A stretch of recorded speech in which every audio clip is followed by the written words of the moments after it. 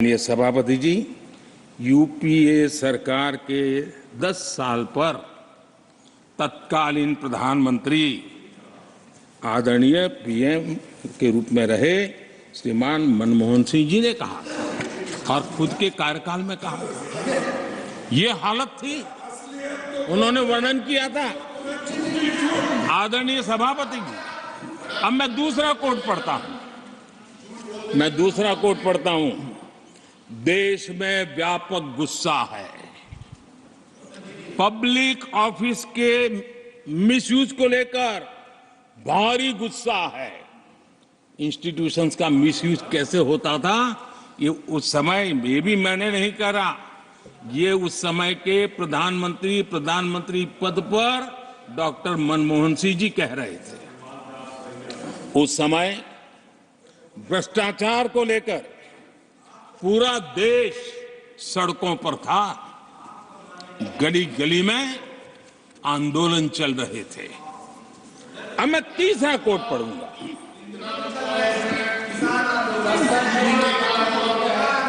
एक संशोधन की कुछ पंक्तियां हैं, इसको भी आप सुनिए। टैक्स कलेक्शन में भ्रष्टाचार होता है, इसके लिए जीएसटी लाना चाहिए। राशन की योजना में लीकेज होती है, जिससे देश का गरीब सबसे अधिक पीड़ित है। इसको रोकने के लिए उपाय खोजने होंगे। सरकारी ठेके जैसे दिए जा रहे हैं उस पर शक होता है। ये भी तत्कालीन प्रधानमंत्री आदरणीय मनमोहन सिंह जी ने कहा था। और उसके पहले और एक प्रधानमंत्री, उन्होंने ये कहा था कि दिल्ली से 1 रुपया जाता है 15 पैसा पहुंचता है। सुधार बीमारी का पता था, सुधार करने की तैयारी नहीं थी। और आज बातें तो बड़ी बड़ी की जा रही है। कांग्रेस के 10 साल का इतिहास देखिए।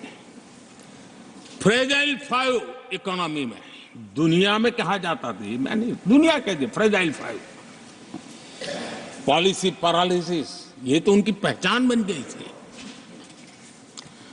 और हमारे 10 वर्ष टॉप 5 इकोनॉमी वाले।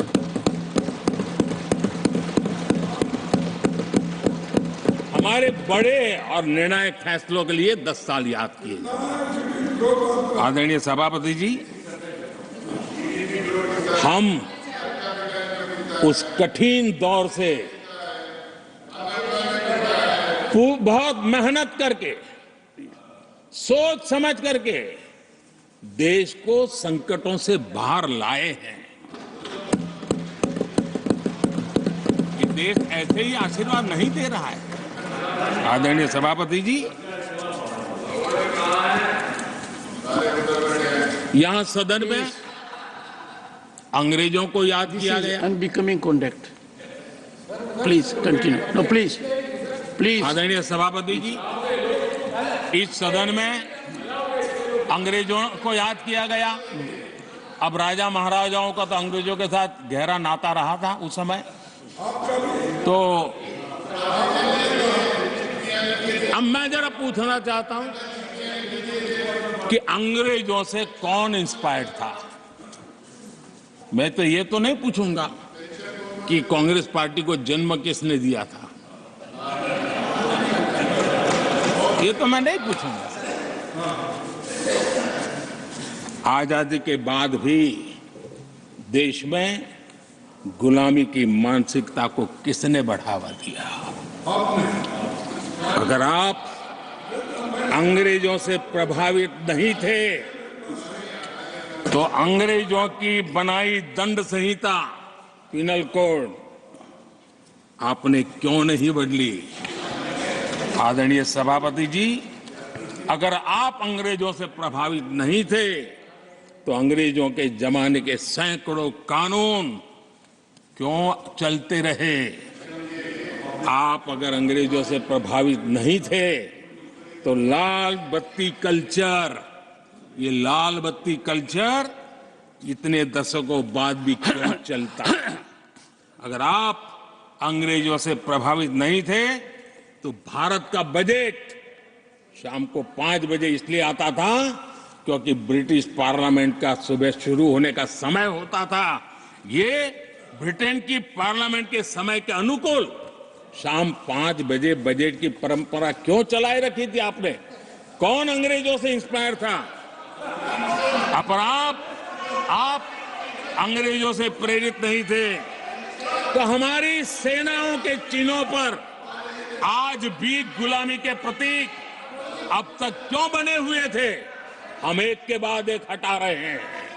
अगर आप अंग्रेजों से प्रेरित नहीं थे तो राजपथ को कर्तव्य पथ बनने के लिए मोदी का इंतजार क्यों करना पड़ा? आदरणीय सभापति जी, अगर आप अंग्रेजों से प्रभावित नहीं थे तो अंडमान और निकोबार इन द्वीप समूहों पर आज भी अंग्रेजी सत्ता के निशान क्यों लटके पड़े थे? आदरणीय सभापति जी, अगर आप अंग्रेजों से प्रभावित नहीं थे तो इस देश के सेना के जवान देश के लिए मन मिटते रहे, लेकिन देश के जवानों के सम्मान में एक वॉर मेमोरियल तक आप बना नहीं पाए थे। क्यों नहीं बनाया? अगर आप अंग्रेजों से इंस्पायर्ड नहीं थे, प्रभावित नहीं थे, तो भारतीय भाषाओं को हीन भावना से क्यों देखा? स्थानीय भाषा में पढ़ाई के प्रति आप लोगों की बेरुखी क्यों थी? आदरणीय सभापति जी, अगर आप अंग्रेजों से प्रेरित नहीं थे तो भारत को मदर ऑफ डेमोक्रेसी बताने में आपको कौन रोकता था? आपको क्यों महसूस नहीं हुआ कि दुनिया में? आदरणीय सभापति जी, मैं सैकड़ों उदाहरण दे सकता हूं कि आप किस प्रभाव में काम करते थे और देश को सुनते ये सारी बातें याद आने वाली है। आदरणीय सभापति जी, मैं एक और उदाहरण देना चाहता हूं। कांग्रेस ने नैरेटिव फैलाया और इस नैरेटिव का परिणाम क्या हुआ कि भारत की संस्कृति और संस्कारों मानने वाले लोगों को बड़े हीन भाव से देखा जाने लगा, ढकियानों से मानने लगा गया और इस प्रकार से एक हमारे अतीत के प्रति अन्याय करने की नौबत आई है। अपनी मान्यताओं को गाली देते हैं, अपनी अच्छी परंपराओं को गाली देते हैं तो आप प्रोग्रेसिव है। इस प्रकार के नैरेटिव गढ़े जाने लगे देश में और उसका नेतृत्व कहां होता था ये दुनिया भली भांति जानती है। दूसरे देश से आयात करना, उसको गर्व का